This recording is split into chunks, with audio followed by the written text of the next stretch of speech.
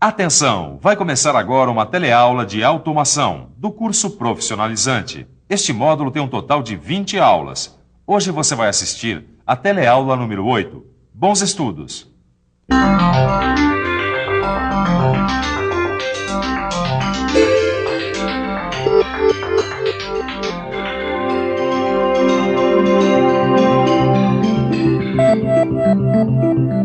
A eletricidade é muito importante para a automação.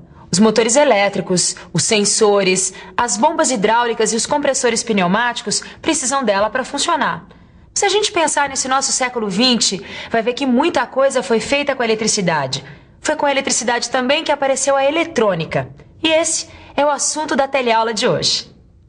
Nós vamos aprender que o transistor quase sempre é feito de silício. Também vamos ver que ele é constituído por camadas com cargas positivas P e negativas N. Vamos conhecer alguns outros componentes eletrônicos: o resistor, o capacitor, o indutor e o diodo. E por último, vamos ver como um circuito de controle transistorizado é construído. Muitos aparelhos foram construídos com a eletrônica. É só a gente olhar em volta para perceber. Aqui na televisão, então, quase tudo tem eletrônica. Mas não é só na televisão, não. E é isso que a gente vai ver hoje.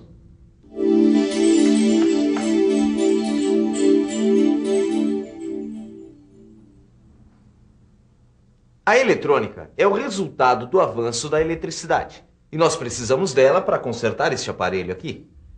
A eletrônica trabalha com correntes elétricas baixas e supercontroladas. O que o Mano quer dizer é que na automação usamos bastante a eletrônica para controlar os equipamentos. Agora imagine como seria esse rádio antes da eletrônica. No tempo de nossos avós, os rádios não eram nada portáteis. Pelo contrário, eles tinham alto-falantes bem grandes e válvulas. Depois, com o desenvolvimento da eletrônica, tudo mudou. Aparelhos eletrônicos, televisores, videocassetes, rádios, toca-fitas, telefones celulares. Um mundo de eletrodomésticos para você, graças à eletrônica. A eletrônica moderna começou em 1947, 2 anos depois do final da Segunda Guerra Mundial. A primeira peça eletrônica foi o transistor. O transistor tem 3 camadas. Quase sempre elas são feitas de silício. Silício? O que é mesmo silício? Silício é um elemento químico que é muito usado em eletrônica. Na crosta terrestre tem muito silício. É de silício que são feitas as camadas da maioria dos transistores. Quando uma das camadas é enriquecida com elétrons, ela passa a ser chamada de N, ou seja, ela passa então a ser negativa. Quando a gente tira os elétrons de uma camada, ela passa a ser positiva, e o nome dessa camada é P. NPN e PNP. Existem 2 tipos de transistores construídos com as camadas P e N. Vamos dar uma olhada no funcionamento desses transistores. Todo transistor possui 3 terminais. No transistor NPN, temos o emissor N numa das pontas, na camada do meio a base P e na camada da outra ponta o coletor N. O símbolo do transistor NPN é desenhado assim. O transistor PNP é o contrário. Nas camadas das pontas, temos o emissor P e o coletor P, e na camada do meio, a base N. Aí temos também o símbolo do transistor. O transistor funciona como um sistema de água. O coletor seria o cano ligado na caixa d'água. A torneira seria a base, e o cano do qual sai a água, o emissor. A quantidade de água que sai depende de quanto a gente abre essa torneira. A corrente elétrica da base é que controla a corrente entre o coletor e o emissor. Vamos ver isso melhor? No emissor E é ligado o polo negativo da fonte de tensão e na base P, o polo positivo. Aí então, a grande quantidade de elétrons que está no emissor é atraída para a base. Como todos os elétrons não cabem na base, eles vão passando para o coletor C, que também está ligado a um potencial positivo, atraindo assim os elétrons. Observe que as cargas elétricas positivas se movimentam em sentido contrário ao das cargas negativas.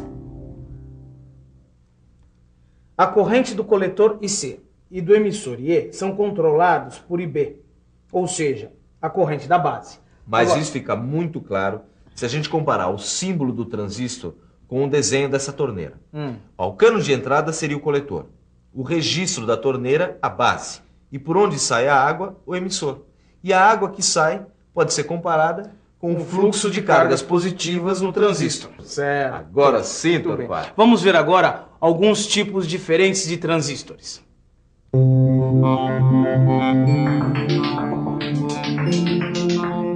Existem vários tipos de transistores, e com a utilização deles, foi possível fazer muitos aparelhos eletrônicos diferentes. O transistor está em todas. Ele é uma peça muito importante da eletrônica.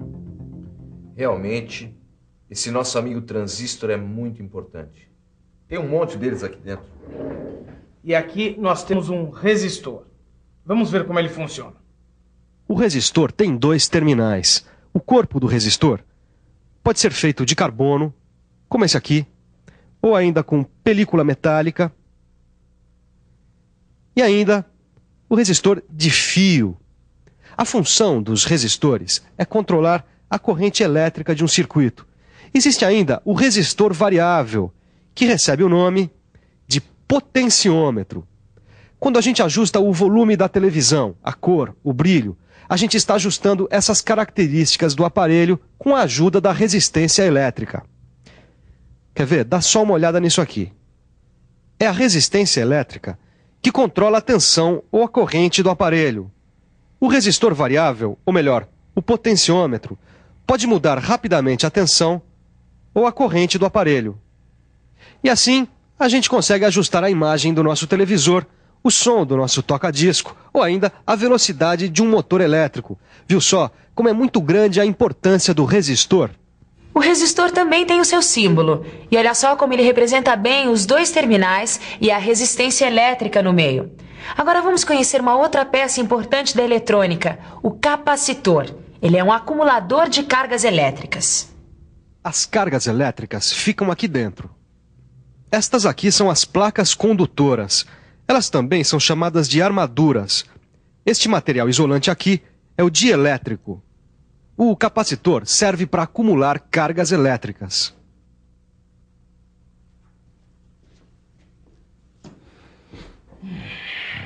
Cargas elétricas acumuladas, controladas e transistorizadas. Isso me deu fome. Ô, mano, você tem certeza que você não quer uma batatinha? Não, Torquato, muito obrigado. Eu gostaria mesmo era de conseguir terminar o meu serviço. Existem ainda dois elementos importantes da eletrônica, o indutor e o diodo. Vamos ver primeiro o indutor. Ele tem a finalidade de criar oposição à variação de correntes elétricas no circuito. O indutor é uma bobina ao redor da qual são enrolados os fios condutores. O núcleo do indutor pode ser de ferro, de ferrite ou de ar. Através do magnetismo criado dentro do núcleo, conseguimos regular as variações de corrente elétrica num circuito através do indutor. O indutor pode ser desenhado com esse símbolo que você está vendo. O último elemento que a gente vai ver é o diodo. O diodo funciona como uma chave que abre e fecha, controlando a passagem da corrente elétrica, ou seja, dos elétrons em movimento. O diodo é construído com duas camadas P e N. Quase sempre o diodo é feito de silício. Os elétrons em movimento passam pelo diodo quando entram pela camada N e saem pela camada P. O componente é usado como uma chave. Ele também fecha a passagem quando a corrente elétrica tenta passar de P para N. Existe também esse outro tipo de diodo, o LED. O LED é feito com fosfeto de galho. É por isso que ele emite luz quando é percorrido pela corrente elétrica. Esse componente também funciona como uma chave, como o diodo. Só que a energia produzida pelo fluxo de elétrons no LED gera luz visível. Para completar, vamos ver alguns desses componentes em um circuito de controle transistorizado para um motor de corrente contínua de baixa potência. Temos aqui um circuito de controle transistorizado para um motor de corrente contínua de baixa potência. Quando esta chave está aberta, não tem corrente na base do transistor. Sem corrente de base, a torneira do transistor fica fechada, e aí não pode passar corrente entre o coletor e o emissor. O motor então não funciona, fica parado. Aí, quando a chave é acionada, a corrente de base começa a existir. Os resistores controlam a corrente de base e a corrente entre o coletor e o emissor do transistor. Quanto maior é a corrente de base, maior é a corrente entre o coletor e o emissor. Também, maior é a corrente do motor, como observamos quando variamos o potenciômetro.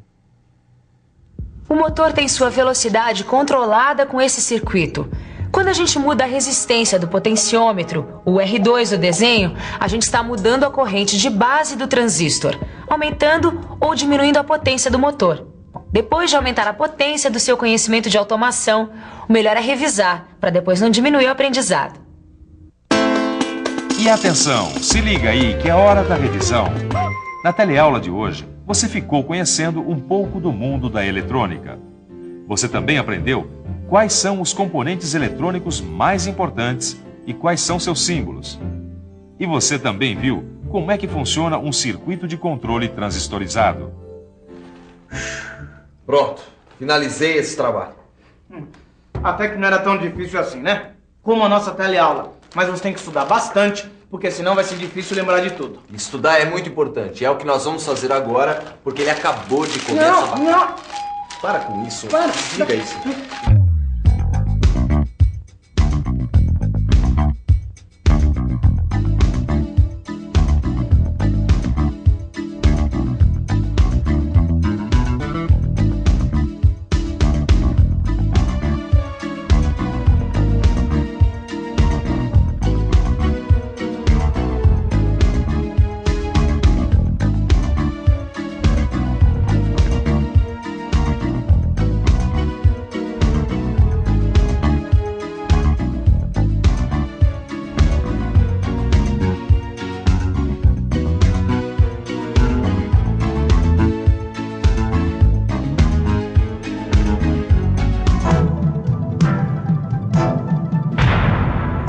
Telecurso 2000, um programa de educação do Sistema Fiesp e da Fundação Roberto Marinho.